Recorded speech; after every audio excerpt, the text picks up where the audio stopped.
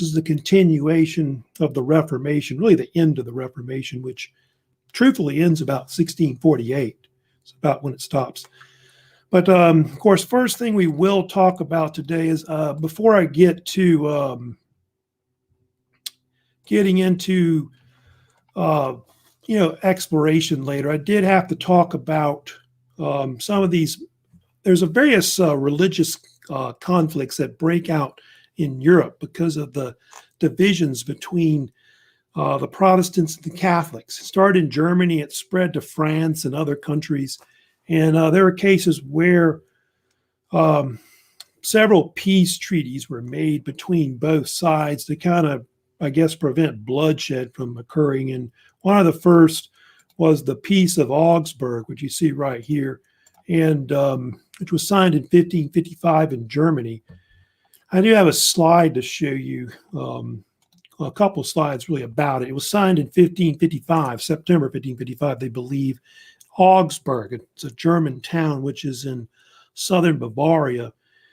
And it was like a peace agreement between Emperor Charles V. Remember, Charles V had been the one that had tried to persecute Martin Luther and had issued that Edict of Worms. And Charles was concerned that civil war was going to break out within his empire. And so it's a German town which is in southern Bavaria. Make sure you mute that. And make sure you mute yourself when you come in, if you do come into the studio. Hey, Alexandra. So Charles formed this alliance with what is the a league of, or alliance of Lutheran princes, which was called the Schmalkaldic League. It's actually named after a town called Schmalkalden, I think it is, which is in somewhere in southern, I think northern Germany is where it is actually. And Saxony maybe is where it is. But so they formed this alliance, and it was agreement where the Catholics and the Lutherans would agree to like a religious peace. And what happened was that Germany divided into what is like Catholic and Lutheran states throughout the country. And I think, I thought there was another slide I had showing you that. I don't think I have it in here or not. I don't think I do. I have it. But there was a quote in here I wanted to put in here. Where is it? I'm trying to think. I thought I'd put it in here, but must not be in here. I don't see it. But there was a famous saying, which I'll type it for you on the screen if you want, which I'll give you the English version of it. But the saying was, whose realm, his religion, which the Latin of it was actually in Latin originally, which is cuius regio, eius religio, as an old saying. So whoever the ruler was, like a prince or king of a certain region, like a state, he would decide what the Christian communion would be, whether it be Catholic or it would be Lutheran. And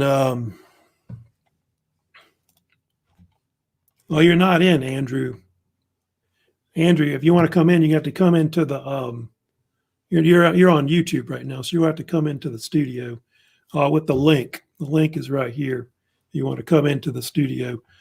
So yeah, whose realm, his religion. And so that's, like I said, Germany started dividing up. Northern Germany started becoming more Protestant, Lutheran, with some Calvins, of course. And then the southern part of Germany became more Catholic. So the only bad thing about the Peace of Augsburg is it was considered one of the main causes of why the 30 Years' War would break out later.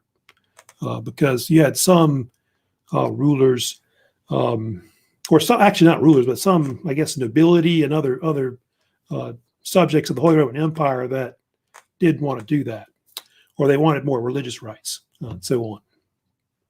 So that was like one thing that happened before the 30 Years broke out. I know, and then they had this other incident too that's very famous, which is they had the French Wars of Religion that broke out in what is France. France went through their own civil war, which would be similar to the 30 Years' War in Germany. France was mostly a Catholic state. At the time, they had like maybe 16 million people you can see that made up France overall. Yeah, but only like, I want to say less than 10% were actually Calvinist. And the Calvinists were called Huguenots. The French Calvinists, that's what they were dubbed. They were called Huguenots. These were like followers of John Calvin, although Calvin had fled the country in the 1530s to Switzerland, but he had all these different pro-Calvinists that formed their own churches throughout France. And a lot of the French nobility had converted to Calvinism. Hey, Andrew. So all these Catholics, Catholics converted to Calvinism. I think half of the French nobility was like Protestant or something like that. And so it became a big religious dispute. And the French nobility that were Catholic wanted to throw the French Calvinists out or kill them. And so that's what led to the conflict breaking out, which would last like something like 3 decades in France. Catherine de' Medici, I don't know if you ever heard of her, but she was one of the main rulers during most of the French wars of religion. She had actually 3 sons that were kings of France at one point, which were Francis II, Charles IX, and Henry III. But she was the one that had all the real power. And they say she was the one that was behind what became known as you probably heard of the St. Bartholomew's Day Massacre. That was a famous incident during the French Wars of Religion where French Catholics went throughout the country and they massacred French Protestants, Huguenots, in the thousands. And they believe she kind of supported it along with her son, Charles IX. She may have even planned it or whatever. They're kind of not sure about that. But she has been vilified for it, for being behind it. And the event kind of, was the peak of the whole French Wars of Religion in France between the Catholics and the Huguenots. And it did lead to some Huguenot leaders that were nobility being killed. So it's kind of a tragic story. And there was actually a Huguenot who lived in the 16th century. He was a painter.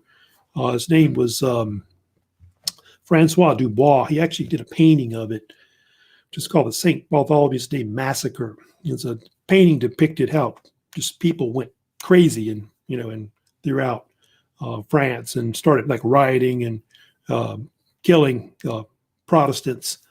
And they're not sure the number of Protestants or Huguenots that were killed throughout France, but it numbered from anywhere from 10 to 30,000. Some claim maybe 70 to 100,000 may have been killed, but that's probably an exaggerated amount. So at least 30,000 were killed, maybe at the most.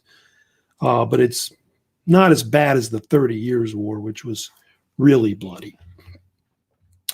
Of course, it resulted with the famous Edict of Nantes, which was issued in 1598 by the King Henry IV. We'll talk about Henry IV later. He was known as Henry of Navarre, and he was actually a Huguenot. He was a Protestant nobleman in France that converted to Catholicism. And we'll get to Henry IV later. He's the first Bourbon king. So the so-called Bourbon dynasty will take over France. And he actually married one of Catherine de' Medici's cousins. And so kind of intermarried with them. But evidently, Catherine de' Medici didn't have any more sons that could take power. I think Henry III was the last son she had that was the king, but he didn't have any heirs. And so it died out with he was the Valois dynasty. And Henry's dynasty was the Bourbon dynasty, which was a cadet branch of the Capetian dynasty of France. So yeah, under that, Huguenots would get, certain religious political rights. They could hold office. They could rule over certain pro-Huguenot towns throughout France. See up to maybe 200 of them. And then they could practice their religion, have their own churches and all of that. But they still had to respect Catholicism. They had to actually pay church tithes to the Catholic Church or respect the Catholic holidays and Catholic calendar still. And they would have rights until Louis XIV. We'll get to that later. And Louis, if you know about this, will later revoke it you'll revoke the Edict of Nantes in 1685, and that'll force a lot of these Protestant Huguenots to flee the country. But we won't talk about that now. That'll be, of course, later. Now, of course, we need to move on to the last thing, of course, with the Reformation, which is the 30 Years' War. The 30 Years' War was the peak event of the Reformation. Of course, the bloodiest event overall. Of course, you can see it was a 30-year war, or hence the name, 30 years, 1618 to 1648. Mostly took place in Central Europe, predominantly in Germany is where it was. It was kind of like a civil war within the Holy Roman Empire, where you had Protestants on one side, Catholics on the other, but it wasn't just a religious conflict. It was also political, because in the war, on the Catholic side, you had the Habsburgs, Habsburg dynasty and their family, which controlled the Holy Roman Empire, Austria, and Spain. And then on the other side, you had Protestant states, like mostly in the north, such as like Saxony, Prussia, the Dutch Republic, Denmark, and Sweden. And so all these countries wanted to be more independent and have more religious rights. And so that's pretty much why the war broke out. But by the end of the war, it became like kind of like a political war that would eventually occur. What caused it, you can see, it was caused by religious tensions between the two sides. But this guy over here was part of what caused it. I can put him on the screen if you want. But later on, he's known as Emperor Ferdinand the Second. He's considered like one of the causes of why the war breaks out. What happened was Ferdinand became the ruler of Bohemia, like the king of Bohemia. This is in 1617. And he was a very staunch Catholic. He believed in the Counter-Reformation to reconvert certain areas that had gone Protestant. And so eventually over time, he formed his own alliance, which you can see there. They had what they call the Catholic League. And the Catholic League was a series of Catholic states, such as Austria, Bavaria, etc. Spain supported it, that were against the Protestants. And then the Protestants had their own union, which was supported by those northern German states I told you about, which were predominantly Lutheran, or some were also Calvinistic as well, that were there. So you get these two, competing alliances that are there, that are throughout Germany, and that's pretty much what starts the whole thing. Then you saw in the video I showed you, they had this incident, of course, in what is Prague, which is it was in Bohemia, Kingdom of Bohemia at the time, which is now the Czech Republic, where Ferdinand sent these Catholic representatives to Protestants in Prague. And you saw in the video how they basically took them and threw them out the window. Defenestration, which is to throw somebody or something out the window, which happened on May 23rd, 1618. That's what sparked the whole 30 Years' War breaking out. So it's kind of a funny incident, but that's what basically would end up, causing the whole thing. And so both sides start forming different sides. The Protestants start forming their own armies against the Catholic League that's against them. Now, and the crazy thing about the 30 Years' War is that it was, it wasn't just different sides involved. It mostly fought, on German soil, etc. But the war was very confusing. It went through multiple phases, like 4 or 5 phases that the war went through. There's a Bohemian phase, there's a Danish phase, there's a so-called Swedish phase. It's like the Swedish so-called French phase at the end of the war. And initially the war started in Bohemia. Basically, you had the Protestant Union forces against the Catholic League. And there was one pivotal battle you see here called the Battle of White Mountain, which took place near Prague, now in the Czech Republic, November of 1620. What happened in that battle was that the Bohemian forces were severely routed in the battle.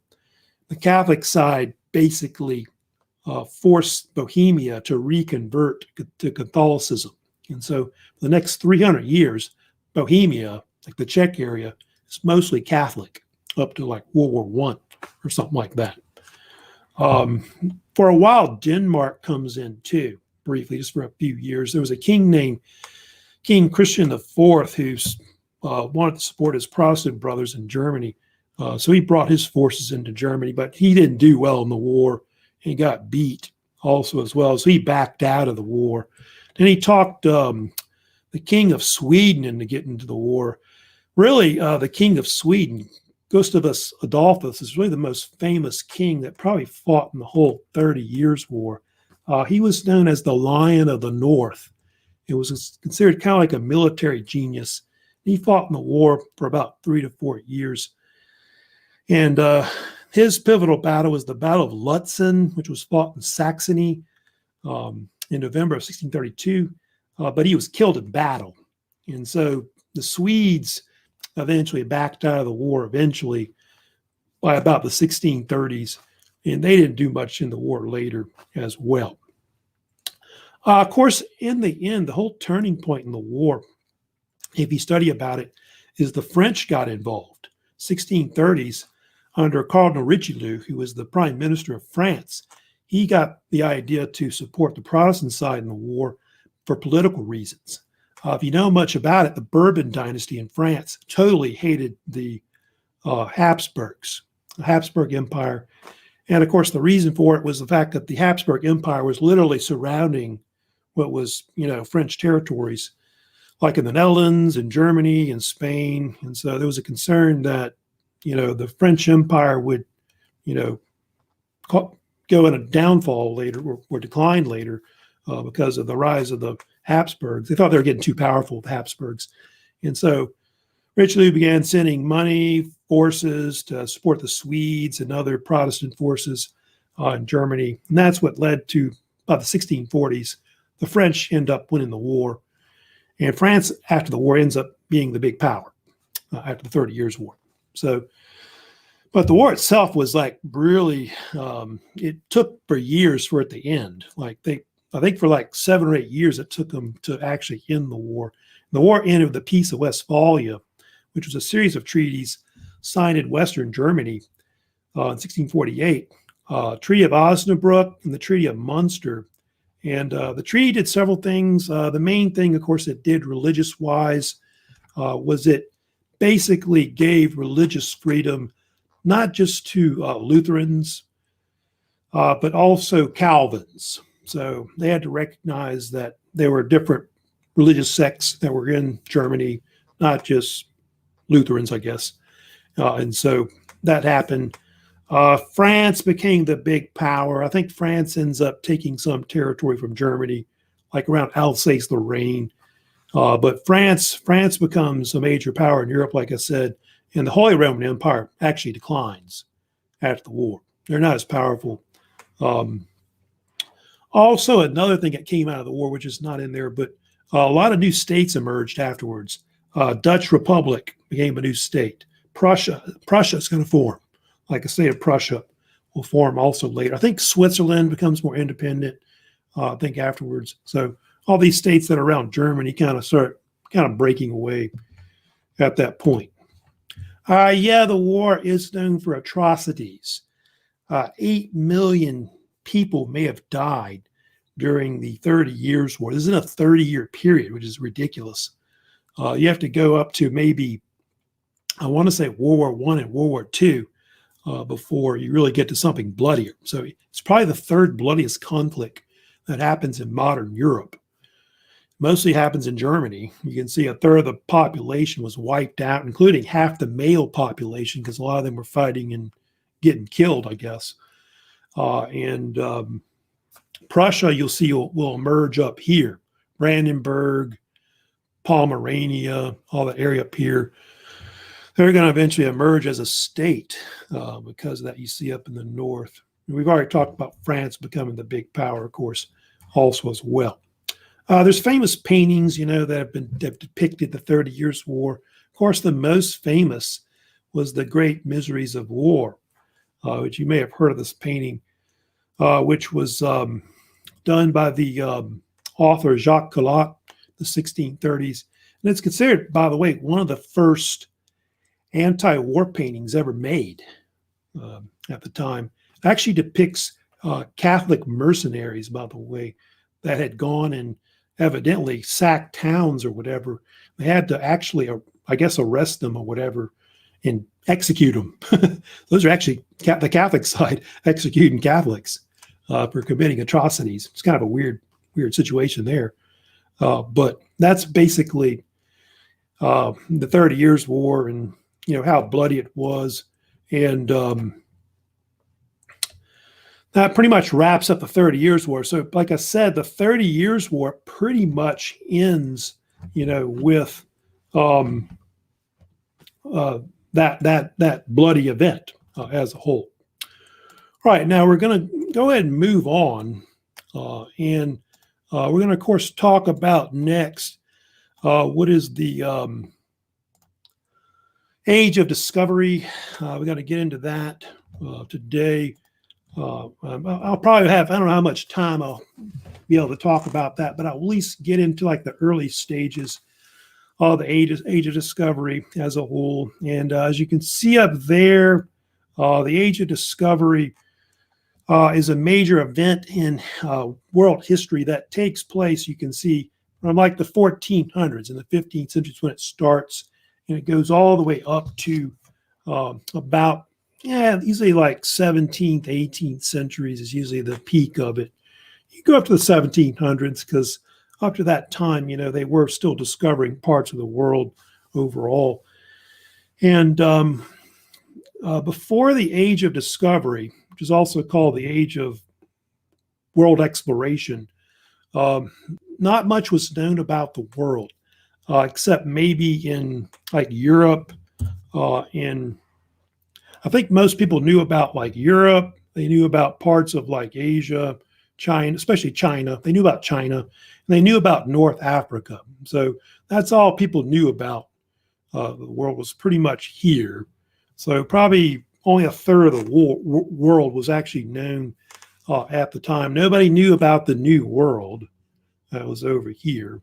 I think the Vikings had known about Greenland, but I don't know if they kind of forgot that right here. So they didn't know anything about that. They didn't know about Australia. They didn't know about Antarctica, which is on the bottom, of course, down here. So none of that was really known. They didn't really know much about southern Africa either, because Africa was this so-called dark continent, which it was, and so a lot of things were kind of a mystery. Some people still thought the world was flat. That's just true about that. They, like most educated people, kind of knew it was round, like Columbus knew the world was round and things like that. And so let's go ahead and first talk about, of course, the first thing we're going to talk about is like all the different major factors that encouraged exploration as a whole. There's a lot of different influences that influenced the Age of Discovery or Age of World Exploration as a whole. I've got a few events here I can throw up on the screen here for you. Yeah, the Crusades has often been considered one of the first big major events, which happened like around about the 11th to the 13th centuries. In the high Middle Ages mostly is when it was.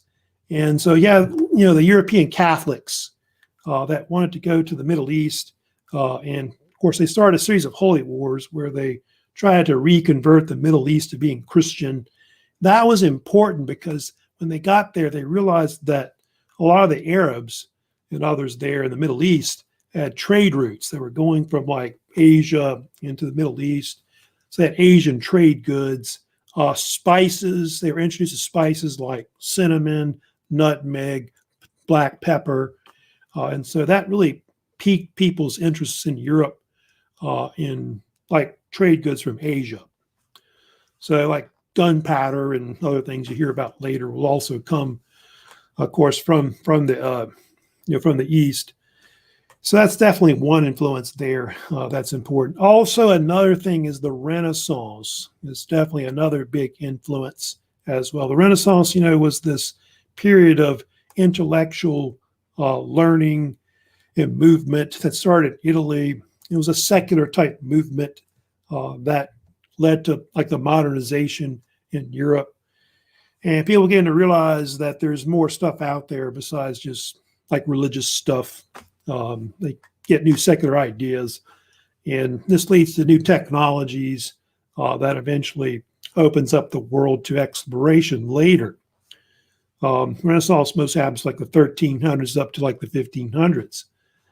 Of course, it gets later with the printing press, which was during the Renaissance, was when it was invented. It's one of the big things that they think helped really cause exploration, because it led to books being widely available about the world, like the Travels of Marco Polo, the book called Geography, written by the Greek writer Ptolemy. So all these new kinds of knowledge became widespread. It influenced a lot of explorers like Columbus, Magellan, and others had read books like this and influenced them. Now I'll get to the caravel later, but yeah, it developed like new kinds of ships during the Renaissance, like the caravel, which enabled sailors to sail windward and sail all over the world in general. I'll get to that later, more about the caravel as a whole. Of course, they always talk about Marco Polo, so-called Travels of Marco Polo. You've heard of him. Marco Polo was this Italian merchant traveler, lived in the 13th century in Italy. And he and his family eventually traveled to they traveled through Asia to China. And they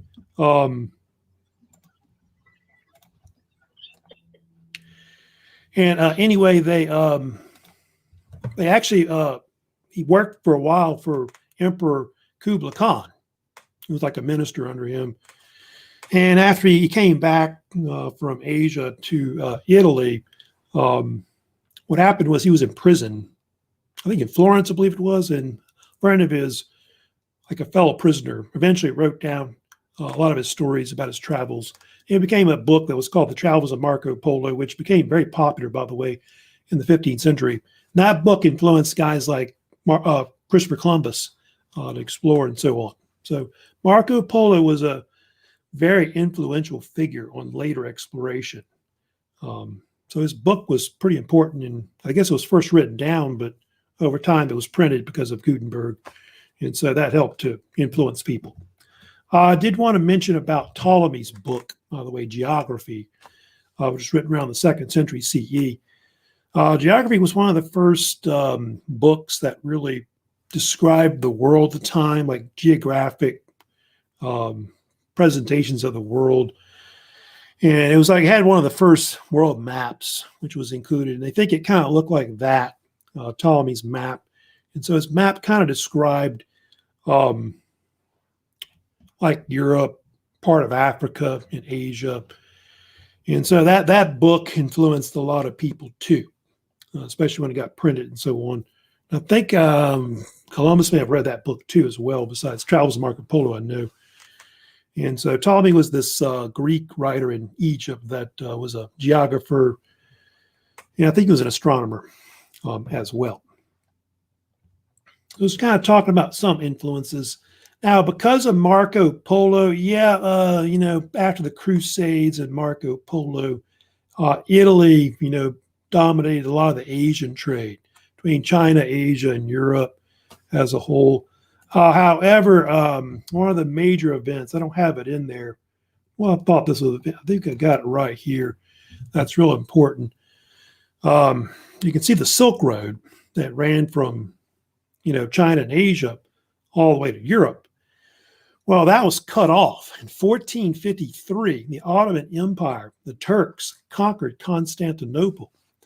Now, the fall of Constantinople is a major event in world history that forced a lot of the Europeans to seek alternative trade routes, like to get to Asia, eventually to what would be the New World. So they think that was definitely one of the major factors that really affected exploration overall. The Portuguese are going to try to go around Africa to reach Asia. Of course, the Spanish will try to sail westward to reach Asia, like Columbus.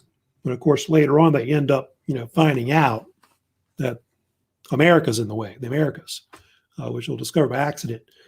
But that main event is probably out of the 4 or 5 major events I kind of talked about. It's definitely the one that was the most important in the end. Then we talked about technology, of course, as well. And I talked about the caravel. I think I've got a picture of a caravel on here I can show you real quick. Caravels were a type of European type ship that was developed by the Portuguese in the 1400s. Because they vary in length, but I think they're like, at least the smaller ones, I think initially were about 60 to 80 feet in length and about 20, 30 feet wide, with a crew of maybe 30 to 40 men on board. And they use triangular type sails, which is called a Latin sail, or the other term they use is lateen, I think is another term they use as well, lateen. It helped them to sail the ship windward, which they had to zigzag when you sail windward into a wind.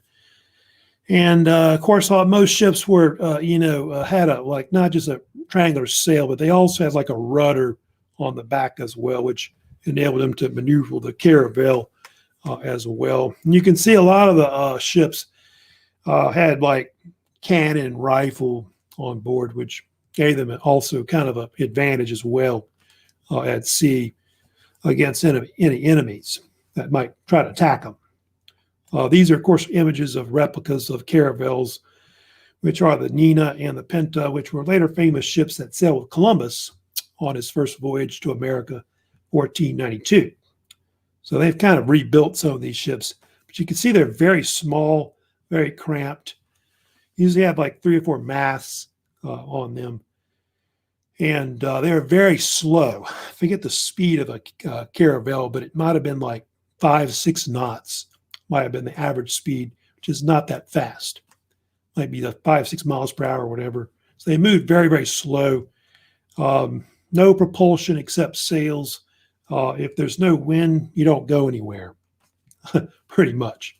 So it's amazing, these ships, though. They sailed them like across the Atlantic, Pacific. They even sailed them in like around the world. There are even large-sized versions of them that's called a carack, or some of the, I think the Portuguese call it a nau, N-A-U. It's a little larger version of a caravel. Also for navigation, they had what they call an astrolabe, which is right here on the bottom, the mariner's astrolabe. That was able to give like the ship's coordinates of where their latitude was. Latitude on the on the Earth, basically. They use it by looking at the stars. Using the North Star, they'd be able to track where the ship is. And so initially, most ships, at least like sailing throughout the world from the 1400s down to, I guess, 1700s, have latitude, but they wouldn't be able to figure out longitude until the 1700s. That would be a little later. So they only had latitude. And so, yeah, they could go a certain, altitude, or really latitude on Earth, I guess, with their ship, like navigate it. But they had to kind of guess where they were, like on the latitude. Because they couldn't figure exact measurements without longitude, which we have now. We're able to plot like hurricanes and where their movements are because of that. Also, the magnetic compass, which is right here, was something that was important as well down here. That was invented by the Chinese originally. They do think that Marco Polo brought it back with him, 1300s to Europe. That's how the Europeans ended up with it. And so, yeah, ships would use that also as well to navigate their ships. So those are other methods that they had as well. Other things they had too, which people forget about, cartography, or we call map making. was also something they had. Cartography, and like early maps were very primitive. Like the Italians developed these maps in the late Middle Ages that are called a portolan chart, which you're looking at right here. And these were basically charts or maps of like the oceans and seas and where the ports are, like up and down the coasts. And they believe this is a portolan chart from the 15th century, in the 1400s, maybe right before Columbus discovered America. And so up to this point, a lot of the Europeans have already charted most of like the world in the western part.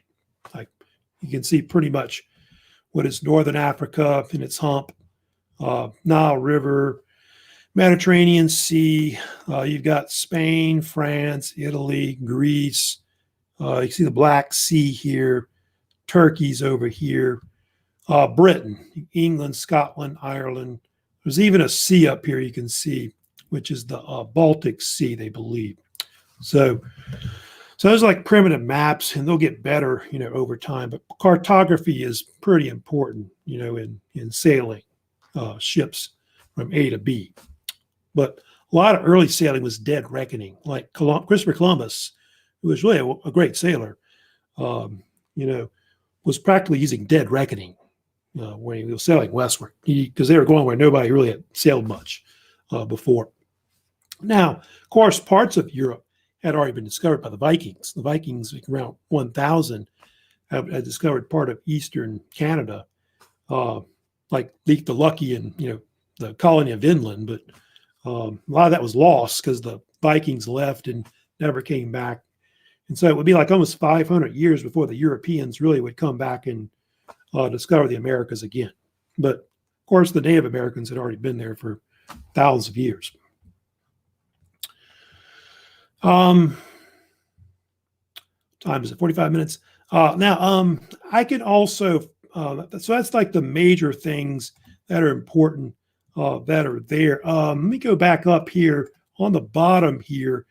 I didn't really talk about Christianity. I don't think that's really any of those slides there, but that's another major event that is part of exploration as well. A lot of the exploring countries like Spain, France, and so on, Britain, and so on, are going to try to spread Christianity, especially the Spanish, spreading Catholicism. Portuguese did it too as well.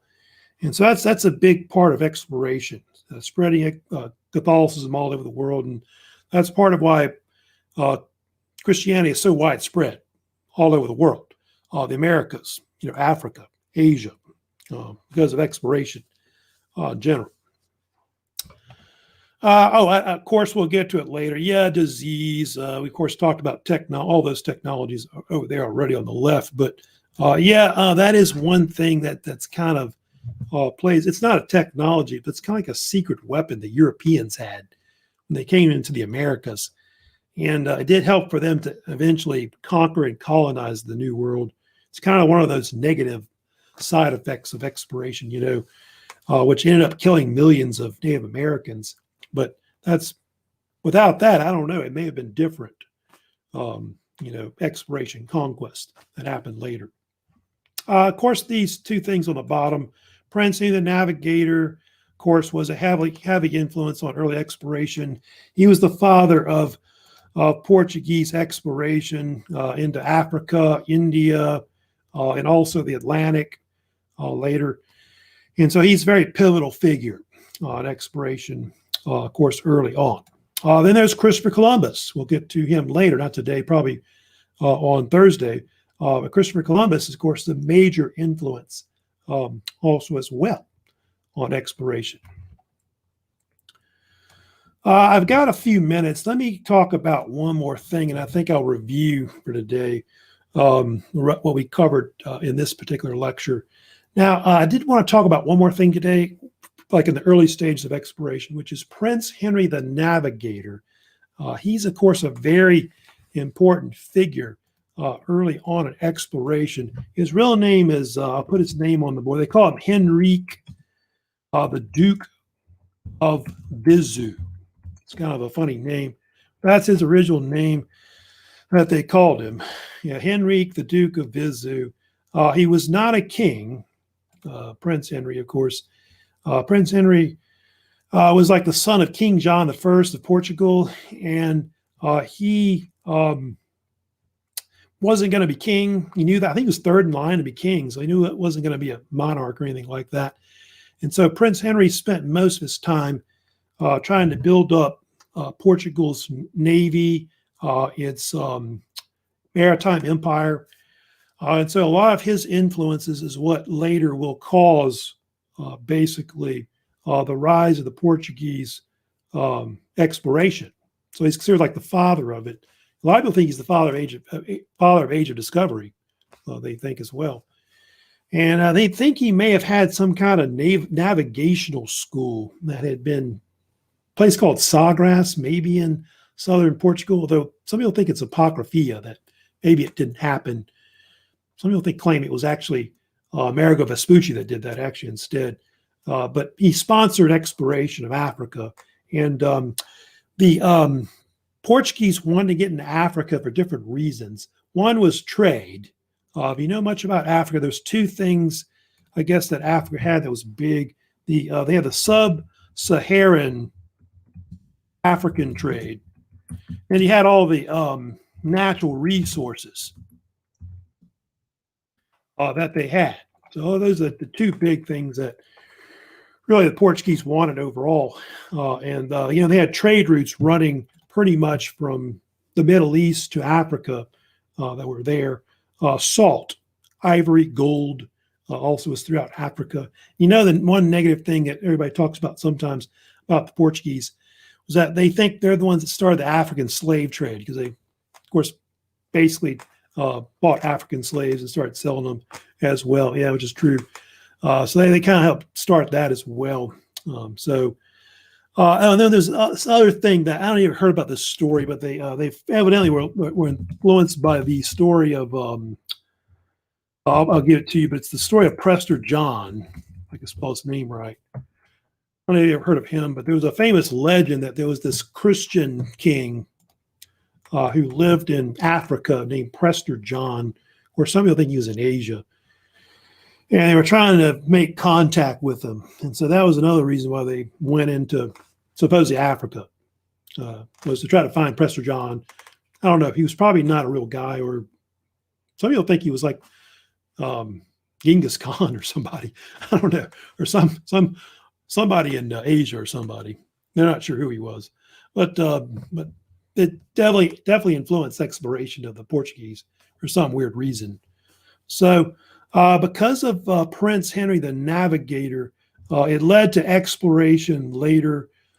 And you had all these different explorers that followed. You can see that's on the list. You got Bartholomew Diaz. He was a very famous explorer. And Bartholomew Diaz was considered one of the first Portuguese explorers that explored the west coast of Africa. And what he did was, if you know about Diaz, Diaz was the one that reached the tip of Africa, which happened in 1488. He had a ship that was famous. That was called I'll give it to you, it's called the St. Matthew.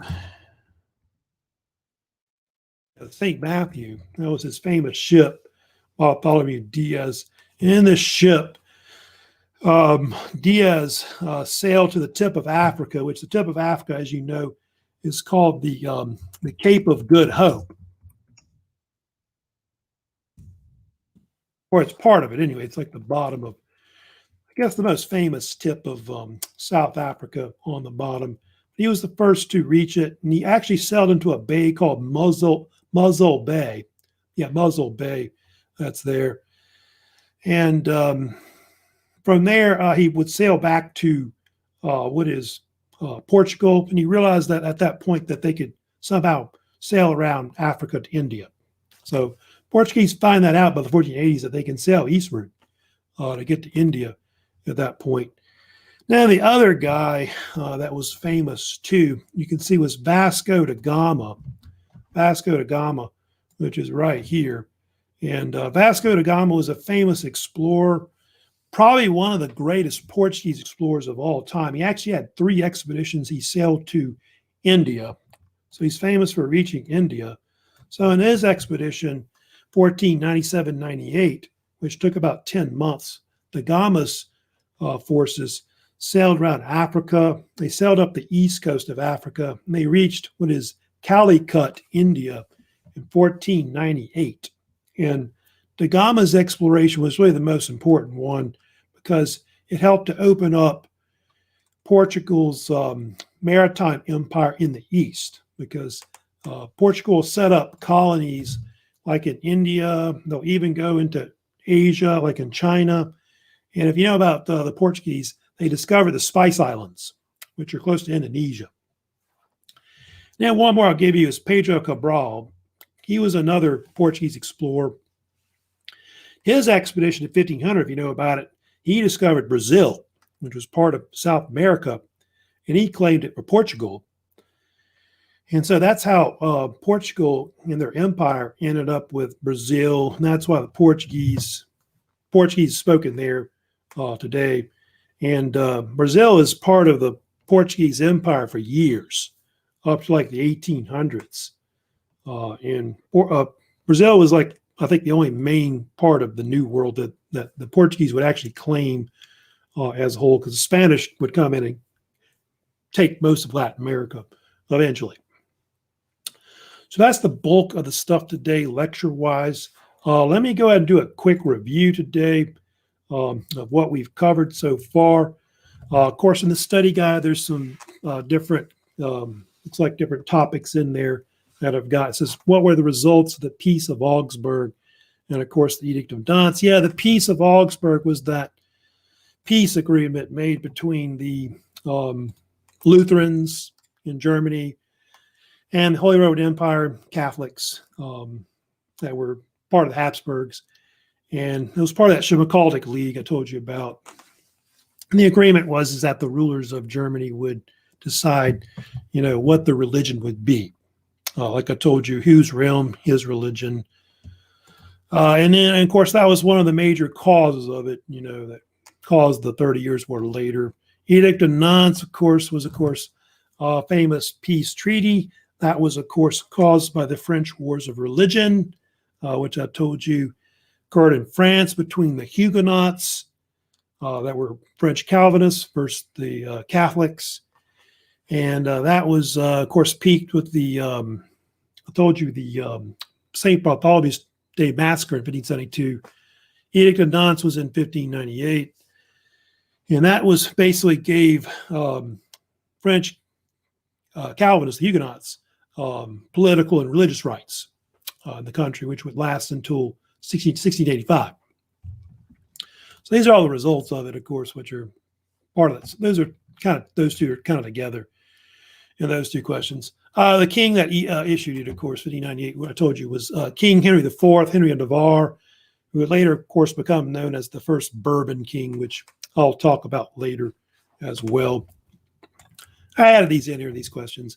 What was the St. Bartholomew's Day Massacre? That was a famous massacre where French Catholics massacred thousands of Huguenots in August, September of 1572. They're not sure the amount of Huguenots that were killed, but it may have been as many as 30,000 that were literally murdered, almost like a witch hunt. I think Catherine de' Medici may have been kind of behind that. 30 Years' War, of course, last major event of the Reformation. Of course, it was a major civil war that took place in Central Europe, predominantly in Germany. Yeah, it did last 30 years as a whole. I told you the sides that were involved. On the one side, you had like the Catholic League, which had the Habsburg Empire, which included Austria, Holy Roman Empire, Spain was in it, Bavaria, etc. The other side had the Protestant Union of different countries, such as Saxony, Prussia, Dutch Republic, Denmark, and Sweden. Oh, I didn't tell you, England and Scotland sent some forces too, as well. Really, anybody that was Protestant tried to support it, I told you about some of the big battles, the Battle of Lutzen. Oh, yeah, Battle of White Mountain, Battle of Lutzen, were some of the famous battles that were involved. I want to know a little bit about those wars and the conflicts with them, the battles later on. Might have some quiz questions on that later. That might come up or on the exam. Outcome of 30 Years' War, of course, is that, what happened in the war is the French ended up supporting the war by the 1630s after the Danes and the Swedes backed out.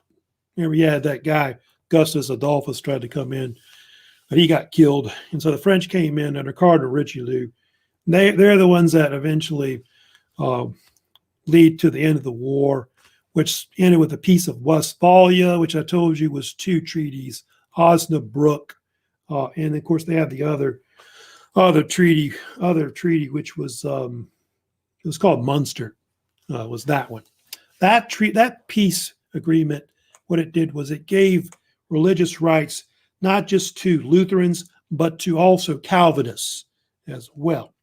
It weakened the Holy Roman Empire. France became the big power in Europe. And of course, the other thing that happened too was that new countries formed, like Prussia came out of it later. Dutch Republic, Switzerland became separate kind of afterwards. But the French kind of become the big power. And Holy Roman Empire and Austria kind of separate, and they're not as powerful afterwards. Then we got into the Age of Discovery. Of course, that was that period in the 1400s up to, they think, at least the 18th century. It's called all kinds of names. Age of Discoveries. The Age of European Exploration as well. And, of course, that was a period where mostly the European powers, mostly in Western Europe, by the way, France, Spain, England, a few others also were involved. Portugal got involved in it. Now, I told you that there were different influences. The Crusades was a major event that affected it because of all the different Asian trade goods that were coming from the China and the Middle East. And so that affected later the outcome of exploration, especially with like them finding out about spices and other famous goods that came from Asia, like, gunpowder and so on. And so that led to, interest in trying to get to Asia somehow. Renaissance was another influence. I told you that started in Italy and modernized Europe. And the big thing was new technologies, new ideas, the printing press. Invented by Johann Gutenberg was a big influence because a lot of different books were published afterwards that influenced explorers. Marco Polo, of course, the Italian explorer and merchant from Venice, was a big influence. He was the one that went to China. And, of course, knew Emperor Kublai Khan. And his explorations, of course, led to a book being published later that was really popular in the 15th century, which was the Travels of Marco Polo, which was read by, I think, Columbus and Magellan, I believe, as explorers. So he was definitely a guy that influenced them, for sure. And then I told you about 1453 being a real important date in exploration later, which is when Constantinople fell to the Ottoman Empire, the Turks. That cut off a lot of the Asian trade good because the Turks now controlled it.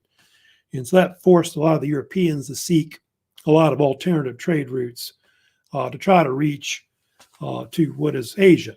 But of course, the Spanish end up in, of course, the New World. New technologies, all kinds of things. Besides the printing press, of course, we talked about already. Of course, we talked about the caravel being important, the compass, astrolabe, new kinds of weapons, the gunpowder, cannon, rifle were all kind of an influence. Cartography, I talked about the Portolan charts that were first developed. So people were starting to map out the world in general. And so all these new technologies will affect exploration. I even told you like disease kind of was like a secret weapon that the Europeans didn't know they had, that kind of thing, like smallpox, etc. That definitely influenced it too, and also. Now I talk about lastly about the Portuguese explorers like Prince Henry the Navigator, by the way, which is a German nickname. The Germans later called him in modern Europe. He didn't really sail a ship, by the way, Prince Henry. But Prince Henry, who was a prince in Portugal, started Portuguese exploration in the early 1400s, and he was important in getting the Portuguese to explore the Atlantic, Western Africa. They even discovered a bunch of islands in the Atlantic, like the Madeira Islands and the Azores, were all found by the Portuguese around that same time. So Prince Henry was really, real vital. But the Navigator nickname is something I didn't talk about, but it's just something that some German historians invented later in modern times. Then I told you briefly, there was a few explorers that were very famous. Bartholomew Diaz, of course, was the Portuguese explorer that in 1488 was the first European to reach the tip of Africa, which I told you at the bottom, it was called the Cape of Good Hope there. And then Vasco da Gama, who actually knew Diaz too. In fact, Diaz actually sailed with da Gama on his voyage, first one. Da Gama, 1498, eventually reached what is, he would eventually reach what is India, and that would open up trade for the Portuguese in the east. And then Pedro Cabral, his expedition around 1500 would discover Brazil in South America, and the Portuguese would end up with territory in South America after that. So, you got the Portuguese creating this vast empire from Brazil, Africa, all the way to practically China, Japan. You have Portuguese Jesuit priests that were actually in Japan at one point. So, and all that. So the Portuguese were everywhere. They were really the first maritime empire, but I will get to it later, not today, of course. I'll get to Christopher Columbus, of course, Italian explorer for the Spanish. He, of course, is going to really influence the Spanish to sail westward and go into the Americas. And really, Columbus is really the biggest explorer and influence really on all the whole age of discovery early on. So we're going to get to him later and talk about him. That's pretty much it for today, lecture-wise. I don't know if anybody has any questions about the lecture today. If you do, you can send me comments, questions about the lecture. Remember, you do get bonus points. Some people forget about this whole thing, but you do get bonus points for commenting about the lecture, or asking me various historical questions you might have about the lecture. And that's it for today. If anybody has any questions, let me know before we go. It's like we had 2 people in StreamYard today. Yeah, hey Andrew. So that there's a school in New Orleans, Brother Martin, and their mascot is the Crusaders. That's true about that. Yeah, And there's all kinds Jesuits, of stuff Blue like Jays. that. So I'll see y'all today. I'll see y'all on Thursday. Thursday, I'm going to continue with exploration. I'll talk about explorations of Columbus. I'll talk about Ferdinand Magellan, his expeditions. I'll get into also like the post period of exploration, like up to some of the other modern ones. Like the French have some explorers, the English have explorers, and I'll kind of go into those also as well. So don't forget about the Canvas quiz I posted in quizzes. That's due next Tuesday, September 8th, Monday. I think that's it for today, pretty much. So y'all take care. I hope y'all having a good morning. I hope y'all are safe, okay? So if you got any questions, let me know later about this lecture. So see you later.